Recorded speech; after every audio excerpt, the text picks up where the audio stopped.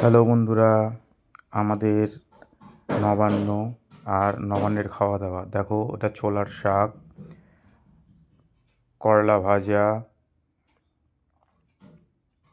ছিম ভাজা, মূলো ভাজা, পটল ভাজা,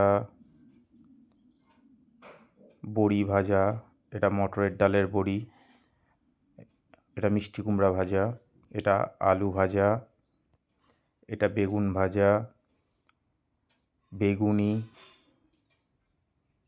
আর এটা মিশানো তরকারি, আর ফুলকপির তরকারি, সঙ্গে চুক্কার মানে টক পালংয়ের চাটনি, আর কলাইয়ের ডাল, সাদা ভাত।